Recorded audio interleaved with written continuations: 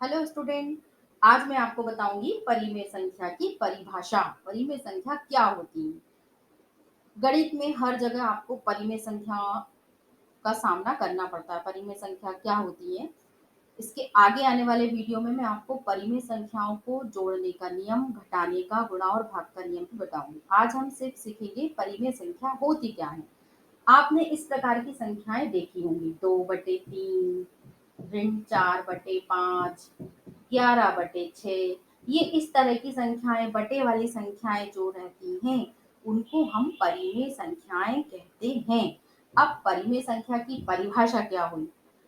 परिमेय संख्या की परिभाषा ये हुई, हम लिखेंगे P/Q के रूप की। देखो इन सबका रूप इस रूप का दिख रहा है ना, P/Q, ये बटे वाली लाइन, ठीक है।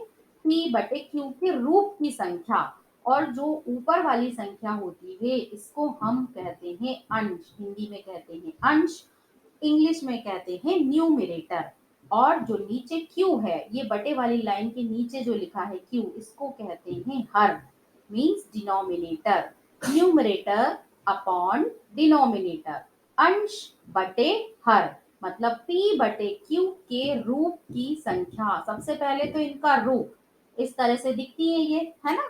तो P/Q के रूप की संख्या, जहां P और Q, ये P और Q, अंश और हर कोई भी पूर्णांक हो सकते हैं।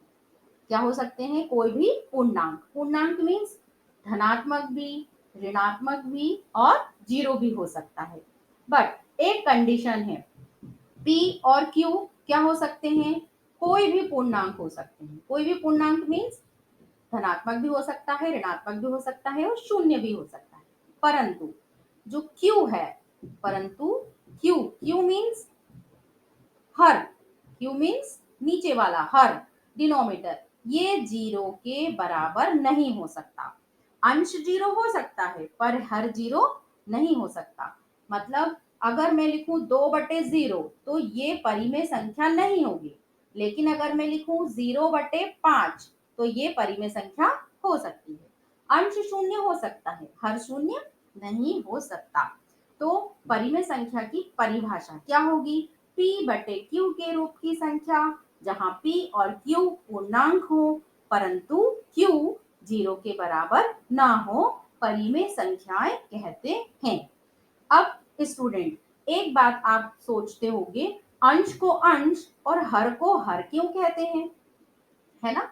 और ये जो बटे वाली लाइन है, बटे, इसका क्या मतलब है? अब देखो, आपने देखा होगा जो भाग की संक्रिया है, भाग का चिन्ह है, हम इस तरह से पढ़ते आ रहे हैं छोटी क्लास से। भाग का चिन्ह, भाग की संक्रिया दर्शाने के लिए हम इस तरह का यूज करते हैं ना। एक लाइन खींचते हैं, ऊपर एक जीरो गोला बनाते हैं, नीचे एक छोटा सा सर्कल बनाते हैं, इसको बोलते हैं भाग। ये भाग का चिन्ह है ना।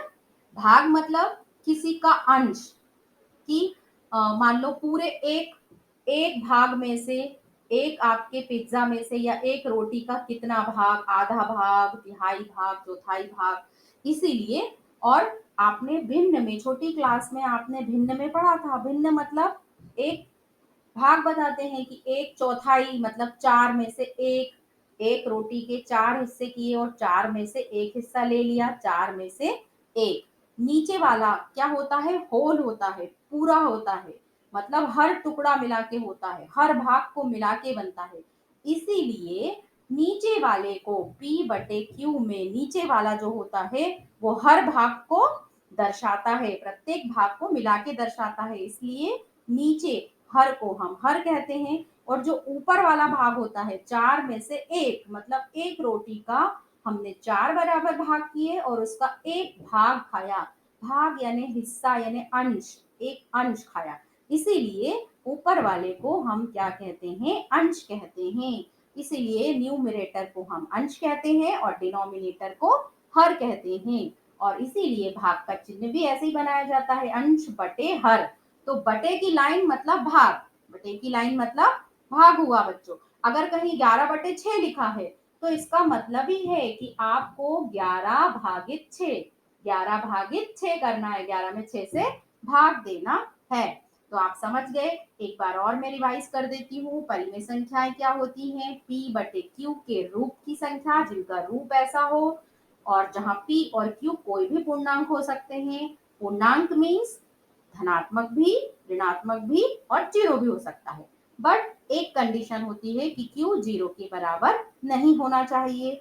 और आज आपने एक बात भी सीखी कि अंश बटे हर जो संख्याएं होती है उसमें हम अंश को अंश क्यों कहते हैं और हर को हर क्यों कहते हैं। Good bye.